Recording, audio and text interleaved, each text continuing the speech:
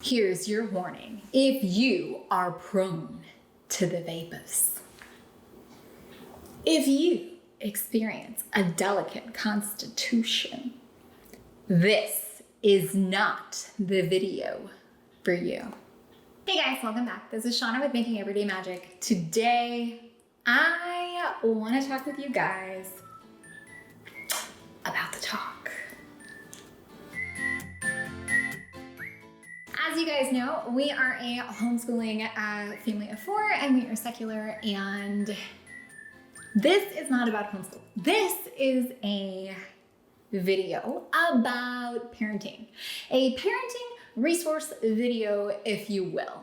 We have come to that stage of our lives where we have someone in our home who is going to be approaching the next stage of her life. And as parents and as parents of girls, you guys know we have the conversation quite often that there is just such a bigger responsibility to raise girls in this day, in this age. So I just want to share with you what we are talking through, what we are working through, simply as a sounding off board, as an ideas post. So I want to share with you what I found, what's been recommended, just a little bit of like a baseline. Here's some stuff, guys. So I hope that you find any of this helpful, entertaining, or informative. If you do, please scroll on down, hit that big red subscribe button, turn on the bell for notifications, and give this video a thumbs up. This is not meant to be a commentary. I do not plan to share any of the actualities that happen during conversations or any of that. This is literally kind of my loose plan. And the loose plan starts with giving my kids, I have a firm belief that in order to be female, it is best to empower our girls. And one of the ways that I hope to start a new conversation and to empower my girls is to encourage them to embrace their uniqueness, their bodies, their sexual path in life, for lack of a better term. I saw an interesting TED Talk, and they talked about how when it comes to sex ed, that boys learn about erections and sex, and girls learn about periods and unwanted pregnancies. And that's just not what I want my girls to learn about. I want them to learn that there is so much more than periods and unwanted pregnancies. I have no desire to instill in them a mindset that would lead them to think that if they do make certain decisions that they are any less than. I want to encourage them to think through consequences in everything and to think through the gravity of their actions, and to encourage them to not take steps until they are truly ready to embrace what all of those consequences could be. But I want to have an open dialogue that doesn't criminalize sexuality before you're married, because quite honestly, it's fine once you're married, but it's not until you're married, as if there is some ownership placed over you, as if there is somehow a value decrease in your person, which I 100% do not believe with, and absolutely will not be putting into the world for my children, because they are valuable in any respect. Maybe they never choose to get married. I try to remind them they don't have to. I try to remind them they're not obligated to have children. That's a choice that I made. I by no means want them to make that choice if it's not for them. I also try to encourage them. You don't have to be married to have babies. You really don't. You don't have to have a man in your life to have babies. If you decide that you want to grow up and not have a spouse, that's entirely on you. You can still have children or not have children. I do constantly, though, try to stress to them that raising children is hard work. So I would encourage you to at least have some manner of co-parent if you choose to have a child, because it's a lot of work. They're kind of hard. So I spread that responsibility around is my theory there. But I do not want to criminalize actions. I don't want to put them in a position that would, one, keep them from coming to talk to me, two, make them feel bad. I don't want them to think that anything about anything they're experiencing or feeling is odd or abnormal. If they, and you guys know we're very progressive here, okay? My sweet doll has 2 gunkles and understands that they had a baby and all of those things, okay? So I by no means ever want to do anything to make my children think that, one, if they feel differently than I do, that they are wrong for that, because they're not. And I don't want to raise humans to send into the world that would make someone else feel that way. I may not always understand everything that they're saying, but I guarantee you there's been somebody somewhere who's felt the same way. No matter what kind of anything you're going through with your sexuality or identity or struggles, you're not the first one. You're not the only one. And I will never set out to do something that would make my child feel that way. I will never do anything to encourage my child to go out into the world and make someone else feel that way. You guys know, I say it here a lot. I'm gonna do me and you do you. And I really can sleep at night knowing that I'm not trying to put those burdens on someone else. It is not my load to bear. But if it is my child's load to bear, by all means, I wanna make that load lighter. You guys know my theory is education. Education is best in our house. So we do try to use correct anatomical terms. We do try to give them as much information as we can. Now, while I have an approach that I don't think is liberal, but I know is extremely liberal, I also don't want to be the reason that somebody else's kid finds out about some of these things. That's not my job. And so we have had the discussion that this is a mom and dad conversation. This is a home conversation. So when you go out into the world, it's your friend's parents' job to educate them on things, okay? By all means, every step of the way, you can be a good friend to your friend.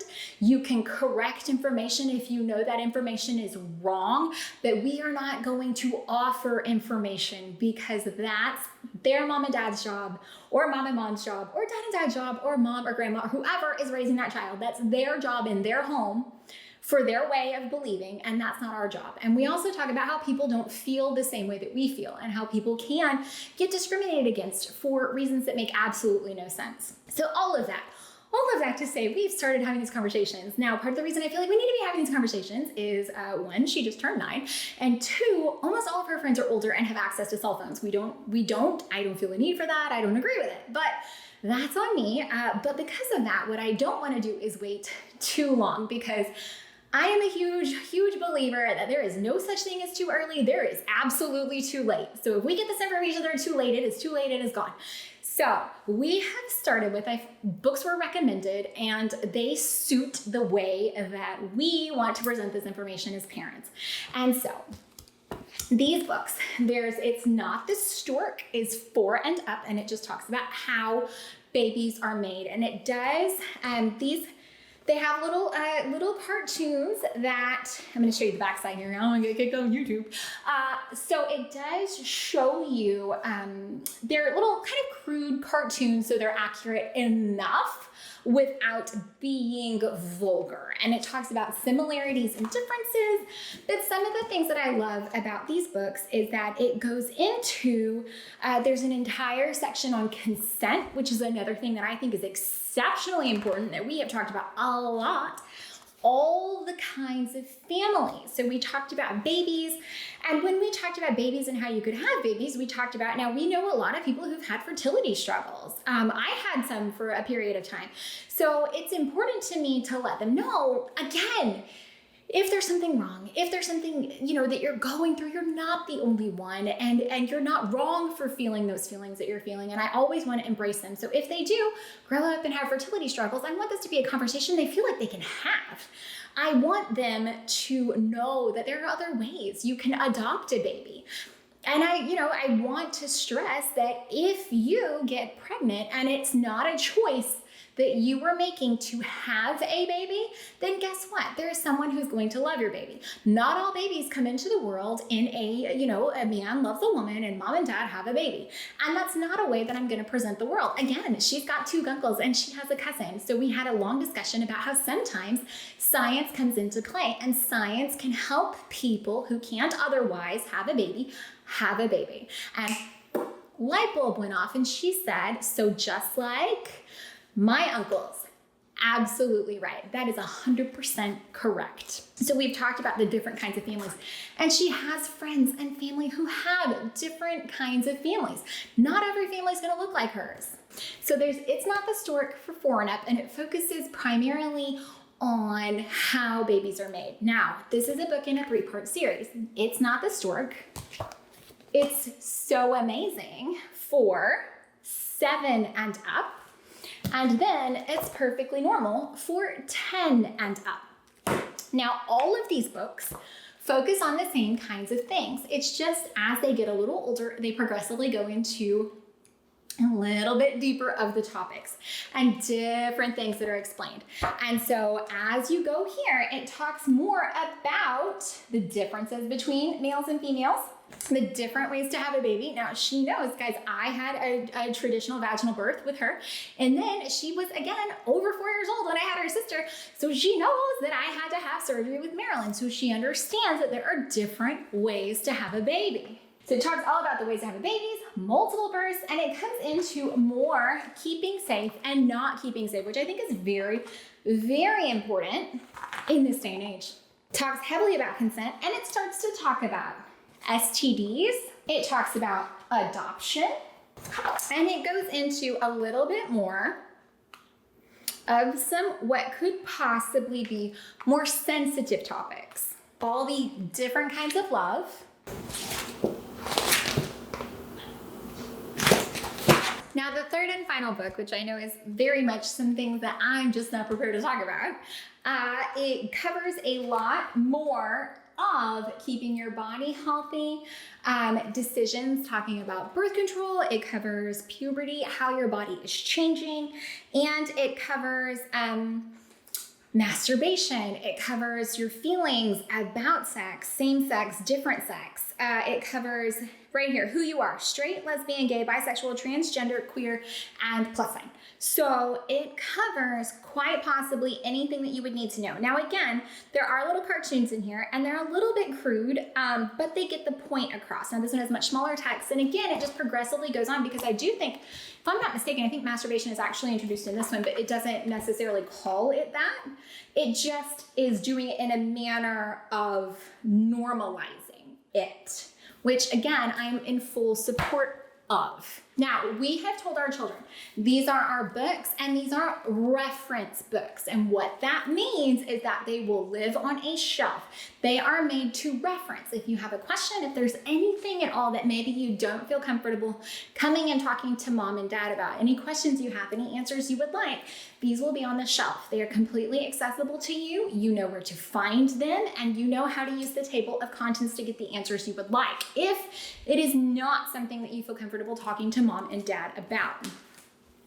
And again, the big things that I want to instill in my daughters is that, one, they are powerful and they have control over both their womanhood and their sexuality, because it is up to them to control how these things go. I by no means want to put this narrative out there. Do I hope that they wait to have sex until they are ready to make some of those big decisions? Absolutely. Do I want them to feel less than because that's a decision they made? Absolutely not. Do I want them to be able to come to me and discuss with me questions, concerns? Absolutely. Do I want to normalize the fact that everyone goes through this? Yes. And please, please, guys, if you are a mom of boys, please, as a mom of girls, as a woman, as someone who represents 50% of this planet, for the love of everything that is reasonable and scientific, please teach your boys about menstruation. Why are we not talking about this? Why is it such a taboo? I don't understand. Half the planet menstruates. Why are there men that are so uncomfortable about this? I don't understand. Okay, so bringing it back. Basically, please, please, please choose education. Please, please, please. You do you and I'll do me. But I know for me, I want to educate my girls. We will talk about consent. We will talk about birth control. We will talk about all of the things under the face of the planet that can help them feel better about them. Because I never want to be responsible for them feeling bad about themselves or them heading out into the world to make someone else feel bad about themselves. You never know the good that you can do by planting these seeds with your own children. Guys, I hope that you found any of this helpful, entertaining, or informative. I will link all of these books down below. They are meaty. They are so in-depth, so thorough, and they cover so many things that so many of these books, quite honestly, do not. Through the power of education, I absolutely believe that we can solve every problem in the world, we can right every wrong in the world, and we can change the world by educating our children. Like I said, guys, teach those boys about periods, because I hope that you found any of this helpful, entertaining, or informative. If you did, please scroll down, hit that big red subscribe button, turn on the bell for notifications, and give this video a thumbs up. For those of you who have stayed through the end, through to the end, thank you. Thanks for coming and watching this video. It's a sensitive topic, right? Nobody actually wants to talk about it. It's kind of weird. Is it uncomfortable? A little bit uncomfortable. Is it something that needs to be said? Yes, it is. And you want to hear a funny story? So this is 100% the type of parent that I want to be. I live, you guys know, around here, it's all very religious homeschoolers and very religious people. We were at the park one day and there was a little boy who complimented my daughter's dress, and I'm so proud of this. It's a really proud mom moment. She looked at him and she's like, you know, if you like it, you can wear a dress too. And that is what I want to send into the world. Love and kindness.